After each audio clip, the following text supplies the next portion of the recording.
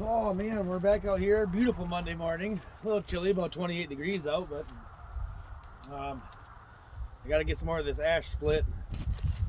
I haven't made a video in a while, but I had talked to a guy about how firewood was kind of slow. I thought it'd be busier than this, and I think I opened my mouth too soon because temps didn't drop a whole lot, but we're overnight low right now of probably 27, 28 degrees. Daytime highs between 35 and 44, somewhere in there. And I mean, it was like flipping on a light switch. I had a guy get a hold of me Wednesday, Thursday. Two guys get a hold of me Friday. I got rid of 6 face cords on Saturday. Got a guy coming to pick up 2 more today. And a guy who might come Wednesday or Thursday. I'm not exactly convinced that last guy is going to actually come. He kind of seemed wishy-washy, I guess, about coming to get some. But, yeah, it's been busy. I started buying some slab wood from my buddy down the road. We got a little bit of that cut up, not too much yet, but a little bit of it. Actually, it's gotten to the point almost where I'm burning through so much of my stuff. I mean, I got enough for the winter yet, but I burned through so much of the stuff that I had. I actually got a hold of a buddy of mine that's got a tree service company. He's going to start bringing me some wood. There's a lady in Pigeon, which is not too far from here, who had, I think she said 8 trees that, well, 3 of them she said got blown down in a storm, and then somebody cut them up into logs. And there are 3 other ones that they took down because they were dead and they were going to come down, and they didn't want to pay to get rid of them, so they just got them laying in their backyard, and they don't want them. They just want to get rid of them for free, so I'm gonna probably go get them. So, yeah, I mean, I guess I may have opened my mouth too soon, and the floodgates kind of opened up on me, so we gotta get splitting, get some stuff done today before this guy shows up. So we're gonna get started, and I might put some gas in this here in a little bit. We're gonna split a little bit, and I need to get 2 face cords split up. This ash, split it open, moisture check it, hovered right around 21% moisture. So I mean, it's there. I burned it in my wood stove. It was already dead. Just needed to be split, but like I say, ash you can burn green. This stuff's definitely not green, but yeah, like I say, split it open. It's about 21. Ranges between about 19.7% moisture and about 22.2, right in that ballpark. So it's definitely burnable. So we gotta get to some of this split before this guy shows up. I need to get some sleep before he comes this afternoon too. So we're gonna get going at it. Ooh, she's cold.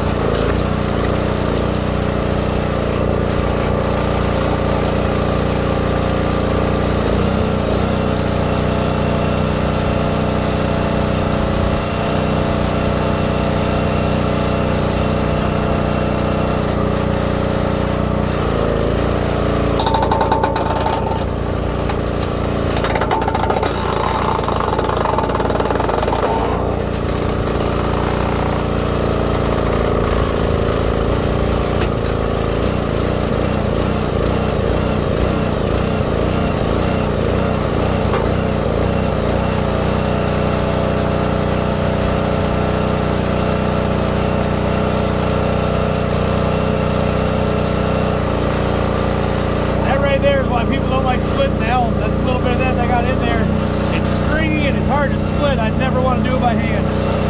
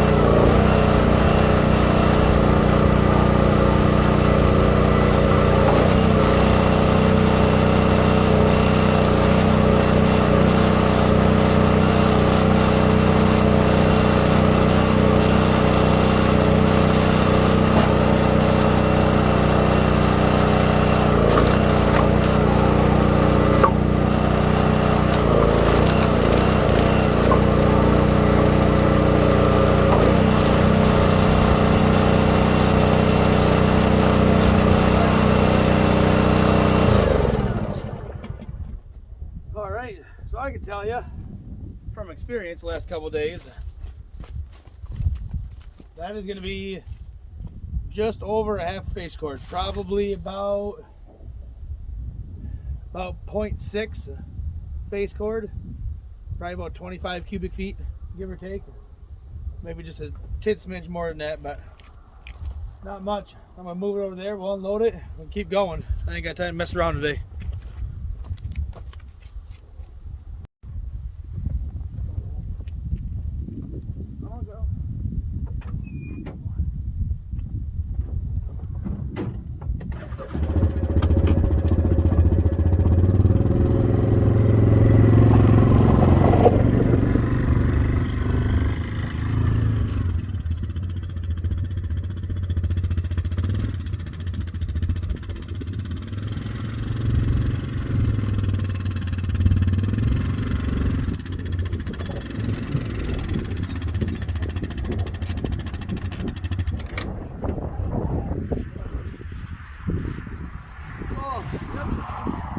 That's all I got. This T-post, fancy.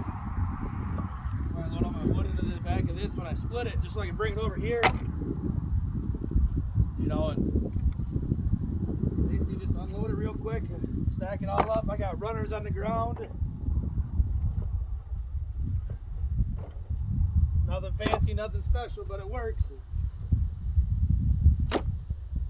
I had a guy come and get some wood this weekend. 2 face cords actually. He was only going to get one.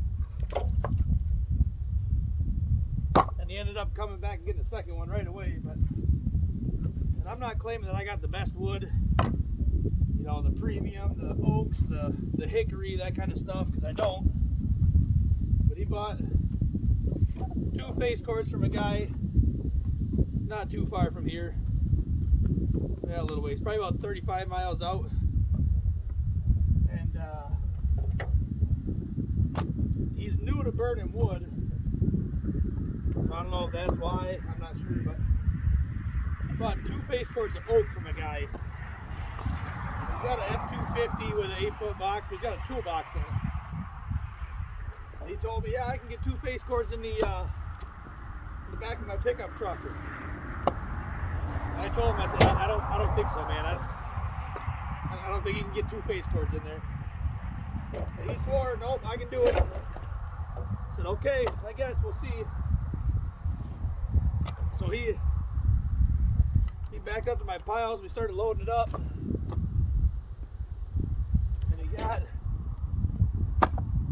we got the first face cord in, and he's like, man, that's a lot of wood. And I asked him, I said, well, when you got the 2 face cords of oak, I said, was your box like heaped up, overflowing kind of thing? I said, no, it's just like basically level across top, nice, neat, stacked in there. And I said, well, if you stack it nice and neat, you might get a little bit closer. By the time we got his truck box basically heaped up, we still had probably about a quarter of a face cord to go. And he kind of looks at me and he's like, man, he's like, I think I got ripped off. And he paid 75 bucks a face cord, which isn't a bad price for oak. Not around here anyways. And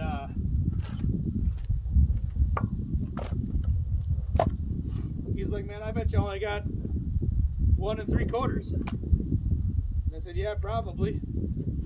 And we kind of got to talking. To be honest, he didn't even actually know what a face cord was. So I explained it to him, you know, what a full cord is, 128 cubic feet, and a third of that is a face cord, and you know how big it was. And said the guy that he got his from didn't have his piles and stacks. He just had a big old, you know, big old mountain of it off of a processor. And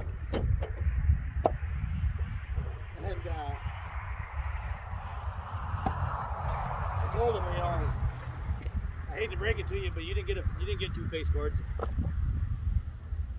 And he's like, yep, I know I did. Then he was telling me, well, I asked him, I said, well, if you got 2 face cords of oak from him, why are you buying this stuff? And I sold him a bunch of the black walnut that I had. which is, you know, it's a decent firewood. It's not great. It's not oak by any means, but it's a decent firewood. And he's like, well, I started a fire the other night. He's like, it just wouldn't burn. And I'm like, well, what do you mean by it just wouldn't burn? I mean, if you're new to burning wood, like I was last year, I mean, I can tell you from experience that if you don't have your wood, or depending on your wood stove, mine's one of the EPA ones. If you don't know how to run that thing, I mean, there's definitely a learning curve to it. Mine's got the secondary burn in it. And it's not like one of them older style, you know, cast iron wood stoves. I mean, I gotta get mine hot, like real hot, up to operating temp at about 500 degrees before I could really start to turn it down at all. Well, then he explained that he didn't have one of them. He said his is just an old cast iron, bought it used from a guy, and he's like, I put the stuff in and it just won't burn. I'm like, I don't know what's going on with it. And he says you can hear it like sizzling when he puts the wood in. And I said, oh, that's easy, your wood's wet. You know, and he's like, no, the guy told me it was seasoned. And I'm like, I'm sure he probably did. Well, then by the time we got his truck loaded up, he didn't really want to unload it by himself. So he offered me another $40 to come help him unload it. And I know the guy a little bit, kind of through, you know, a friend of a friend kind of thing. I mean, I know who he is, but I don't hang out with him or nothing. I said, well, yeah, sure, I'll come help you unload it quick. And you don't live too far from here, maybe 15, 20 minutes. And for $40, I'll come help you toss it in your yard, you know. And so that's what I did. And when I left, I grabbed my moisture meter.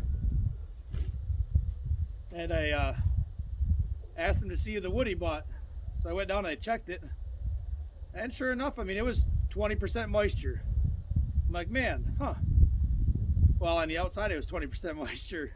So we grabbed an axe quick and split it open. It was 32% moisture inside that wood yet. And I mean, he was not happy. And it's not like I'm trying to throw this other guy under the bus. I don't even know who he is. Never met the guy. Don't know his name. Don't know his business name. Nothing like that. But I told him, I said, you do what you want to do. But I said, if I bought wood, I wouldn't buy it from him again. You know, that's just my thought. I mean, if you buy wood that's claiming to be seasoned, claiming to be ready to burn, you know, all that kind of happy jazz, and you throw it in your wood stove and it sizzles and pops and you can hear the water hissing out of it, that's not good. You basically just got ripped off. So let alone he bought wood that was at, like I say, about 32% moisture. He bought 2 face cords, but he didn't get 2 face cords. You know what I mean? Like he got ripped off 6 ways to Sunday, really. I mean, he's got wood that he can't burn, probably for another, well, I don't know, next year maybe. He's got it stacked up in his basement, so maybe by next year, I don't think by late this spring he'll be able to burn it, but I mean, maybe by next fall in his basement it'll probably be dry enough that it'll probably burn, I would think. But yeah, he was not a happy camper, and basically he was like, you know, you keep the wood coming, I'll just keep coming back to you. It's half the distance to that other guy's place. Better wood. I told him, I said, right now I'm charging $50 a face cord, but I don't think that's enough. I think I need to be charging more, especially since I've been hearing some stories from some of these guys that I have been selling firewood to about what they've actually been getting and what they've been paying for it. So I mean, not to, you know, toot my own horn or nothing, but when I hear about this wood that's wet, they're not getting what they're paying for. I mean, don't get me wrong, I'm in this to make money too. I mean, the thought hasn't crossed my mind, you know, well, I mean, if I just skipped a little bit of wood on each face cord, but I just can't bring myself to do it. Because I know if I was buying it, I'd be pissed if I found out that somebody was giving me something other than what I was paid for. I mean, I'd be upset and I'd never go back to them. But so I think I'm going to up my money, up my price just a little bit. Like say I'm $50 face cord right now. I think I'm going to up it to 60 and see how that does. I mean, I really set it that low just to kind of get my foot in the door, to get people to be like, oh yeah, I'll come get some wood and see how it is, you know. And now that I find out that people are really liking it compared to what they've been buying, you know, I think it's time to start looking at the business aspect of it. And right now I'm making good money because it's my wood, they're my trees. I'm not paying a dime other than fuel and the chainsaws, a little bit of maintenance, you know, a little bit of fuel and a log splitter, maintenance on that kind of stuff. You know, but other than the minor costs I have into already splitting my own wood, it's basically, for the most part, probably about 95% profit at this point in time. But so I mean, I'm making decent money because I'm not paying anything for it. But it's going to come to the point, if this is what I'm going to sell, is this quality, I guess. I mean, I guess really high quality firewood. Um, I mean, I'm going to have to start buying logs, especially with the amount that's gone out in the last, I mean, counting today, in the last 3 days. I mean, I will have gone through, you know, eight cord, yep, 8 face cords of firewood in the last 6 days, 3 days, sorry. 8 face cords of firewood in the last 3 days. I mean, if I'm going to sell that volume, and it might go, I'm sure it's going to go up and down. I know it is. I mean, I might not sell any next week. I might sell a dozen face cord next week. I might sell 2 or 3. I might go a month without selling any, and that's fine. You know, that's completely fine with me. But these 3 guys right now, well, not this guy because he hasn't bought any yet, but there's another guy who's bought from me in the past. He actually did stop and pick up one Thursday. I forgot about him, but so I mean, I got 3 guys right now who are, for the most part, I'm going to say locked in. They basically said, as long as you got wood, we'll keep coming to get it. Okay, great. I mean, most people are going to burn approximately a face cord a week. So, I mean, that's $150 a week. You know, 3 people right now. I'm assuming this guy, he's already kind of told me a little bit about the problems he's been having with the wood he's got. I'm assuming that from the stories he's telling me, he's going to be in the same boat. He's going to burn this stuff and be like, man, this is awesome. This is all I want to get. I mean, I might as well count him as number 4. So that's $200 a week right now, cash in my pocket, probably for the next 4 months. So I mean, you know, 4 months, 16 weeks, $200 a week, and that's $3,200. That's not bad money. I mean, I'm, like I say, I have a full-time job. This is not what I'm going to do for a living, at least not at this point in time. But as of right now, this is not going to be a living. I'm not going to quit my job and do this. But to make an extra, you know, $200 to $300 a week, I mean, that is right up my alleyway. That sounds like a decent little side gig.